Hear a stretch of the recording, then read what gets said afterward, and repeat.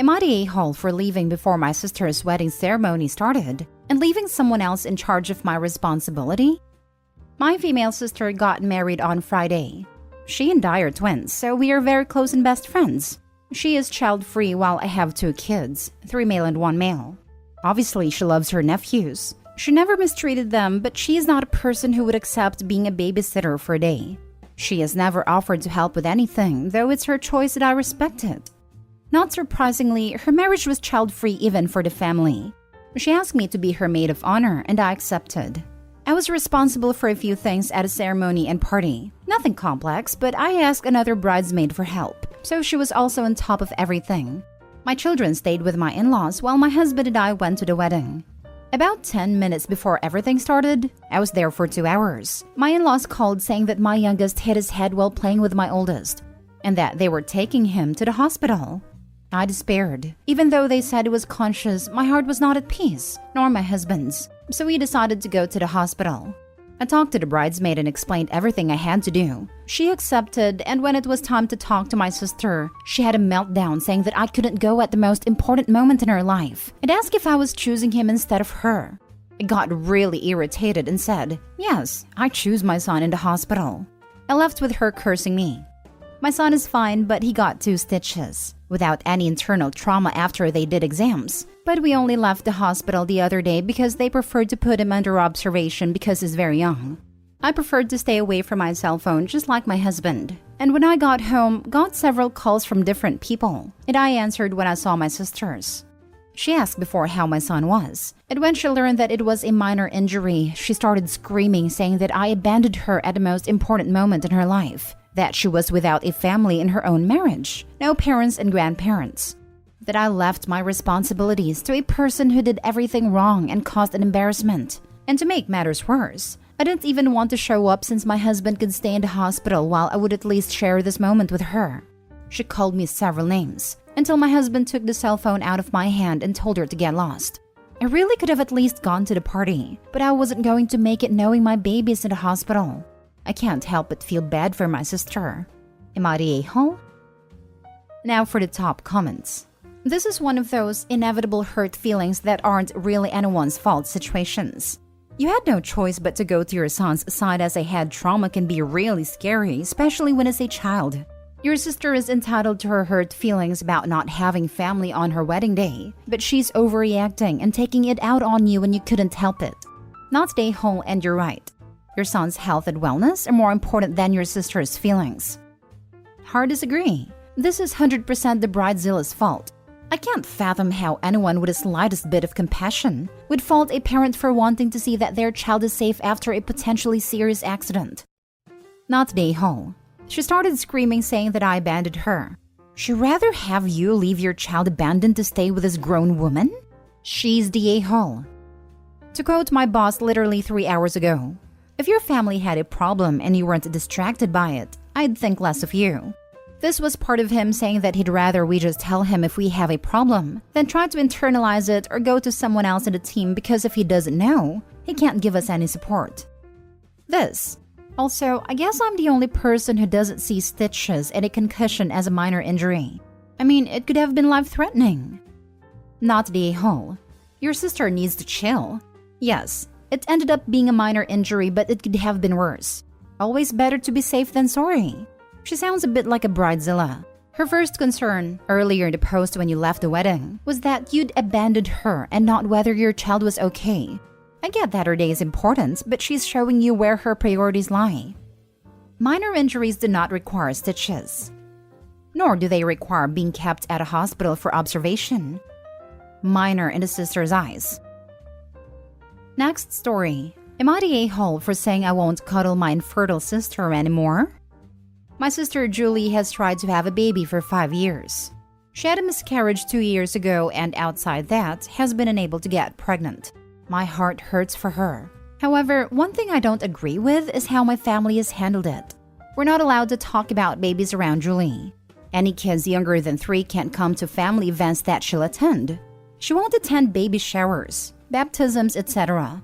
The last one I understand, but the rest feels overkill. I got pregnant last year. I told Julie first and she reiterated her boundaries. I said I understood. The first hurdle came with my baby shower. My mother-in-law was throwing it, and I didn't expect Julie to come. Then my mom told me I shouldn't have one, period, out of respect. I said that was ridiculous. She didn't have to come, so what did it matter? Only 3 people from my side of the family came to the shower. When my son was born, I posted a birth announcement on Facebook, and my parents lectured me for this and said it was going to hurt Julie. I said she could just block or mute me. They said I should make the effort. Julie echoed that if I cared, I'd stop. I ended up blocking her just to save drama. My aunt's 70th birthday party's next week. My husband and I plan to go, bringing our son.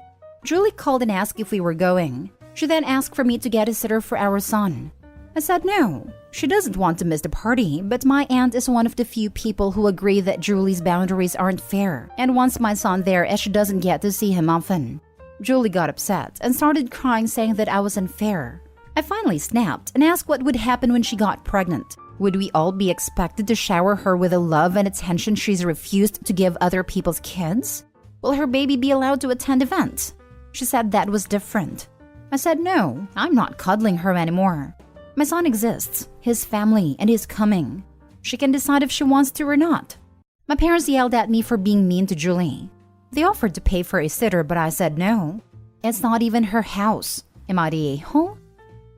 Not the a-hole. Your sister is taking this way too far. Your point about her possible child is totally valid. I doubt she's doing this with friends and coworkers. She does it with friends, but she doesn't have many to begin with. They also don't have kids, so it's easier. Unsure about work. Gee, wonder why she doesn't have many friends. Yep, I have a toddler and one on the way. And if I made her acquaintance and she said she couldn't deal with kids, I wouldn't bother to know her any further. I won't pretend my kids don't exist until they are older just to not trigger her. I say all this as someone who had a full-term stillbirth from a cord knot after years of trying to have a child. I couldn't deal with seeing babies and young children for a while. I let my Facebook friends know that I was staying friends with them, but for my friends who had young kids or babies, I was temporarily unfollowing until I was in a healthier place mentally. I shopped early in the day at the grocery when many parents didn't take their kids out, and my husband and I stayed home a lot. I dealt with our infertility and got therapy after our loss. It was hard seeing new babies for a while, but gradually, seeing a little one would make me smile a little rather than want to cry. And when my rainbow baby was born, I felt like I could smile again without feeling guilt for being happy. The sister desperately needs some counseling and mental health help. I sympathize with her. I really do. Babies made me sad for a long time, but you can't punish others for something like having children. Not the whole. Good Lord. Wow. She's trying to cut off all family event-related contact for your side of the family? She needs therapy badly. That's just so unfair to you and your child and the other relatives who do want to see the baby.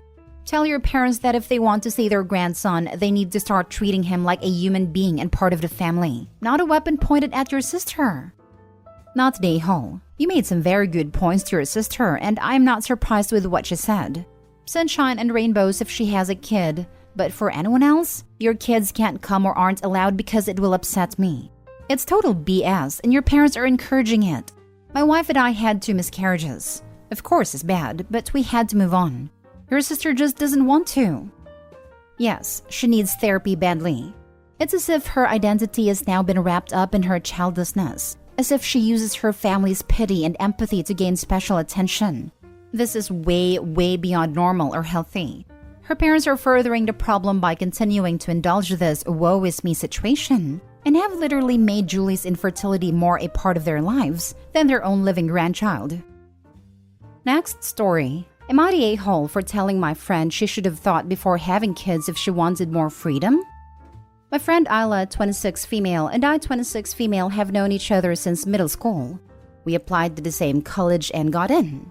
However, Isla got pregnant after a few months and decided to drop out. She's had 3 more accidental pregnancies and is now a stay-at-home mother of 4. I was telling her the other day that I'm going to travel to Europe, and if all goes well, I will be moving there. She got really annoyed with me and told me that it must be nice to have all the freedom and no responsibilities because I don't have kids. Like, hello, I work. I'm doing my PhD. It's not like I'm just sitting on my butt. This is not the first time she took jabs at me for that. but it was the first time she was this rude. I told her that if she wanted to be free and go off whenever and wherever she wanted, she should have used protection and thought before having kids. Our conversation was at my house and her kids weren't there. She got really mad and left, slamming the door on her way out. She hasn't replied to my messages, but she started telling everyone what an awful person I am. Am I the a-hole for snapping at her? Now for the top comments. 4 accidental pregnancies? At some point, that's not an accident. That's choosing to let pregnancies happen. I think you've just grown too far apart. She's jealous, but that's on her. She chose her life, and you chose yours. 4 kids didn't just happen to her without her input. Not the whole, and maybe it's best if you let the friendship fizzle out. Once is accidental. Twice is coincidence. Thrice is enemy action. 4 is, I don't know, alcoholism, probably. Not the whole. Yes, I think it's time to end that friendship chapter. My best friend from childhood has her PhD and also travels a lot and lives abroad. I chose to marry my husband. With my 2 step-kids, I help raise with primary custody and our toddler. I'm happy for her, not jealous. I chose my path, and while it's not always easy and can be very thankless, I enjoy my husband and kids, most days. She should enjoy travel while she's young instead of older, and she has worked hard for it. I'm sure 4 kids are tough. My 3 can make me feel like I'm losing it on a daily basis. But it was a choice, accidental or not. There was the risk by having intimacy and keeping the babies, as heartless as that sounds. Maybe she didn't know how demanding and draining it could be. Heck, I didn't. But she should celebrate her friend. A friend has different struggles, and she truly has worked herself off to get her PhD, which I doubt I could do. Not stay holopy. Everyone has a breaking point, and she was being rude for too long. Not day hall. I'm sorry, but there is no such thing as 4 accidental pregnancies. Unless she is one of the most fertile people on the planet. 1? Sure. Get on long-term birth control, etc. afterwards and also use rubbers. But 4? I'm sorry, no. Her having 4 kids to be responsible for is not your burden to carry. If she is resentful for her life, that's on her, not you. Good for you for sticking up for yourself. If she's going to be a witch because you don't have children, then maybe it's time to let this friendship fade. Thank you. I'm shocked though you haven't received replies from people telling you they had an IUD, were taking the pill and used a rubber and still got pregnant. Like, no girl, you didn't. I do know someone who's hyper-fertile. She got her tubes tied. Now for the last story. Am I the a-hole for picking the same name for my baby as my brother-in-law's unborn baby? My 31 female husband, 33 male, and his brother, 36 male aren't super close, but we all get along well. My brother-in-law is pretty nice overall, but he does seem to be a bit jealous of my husband and just everything we have. But my husband told me that it's always been like this, so it's not really a big deal. I'm currently pregnant with a baby girl, our first baby, and we've been discussing possible names. There's one that we're pretty sure of. It's not super out there, but I think pretty unique nowadays, and I really like it. The issue is, this is the name that brother-in-law and his girlfriend had picked out for their baby 3 years ago. If it was a girl because they didn't know yet, but the baby unfortunately died. His girlfriend chose the name for her favorite ballet, and I remember she would say that if she ever had a daughter, she'd name her that.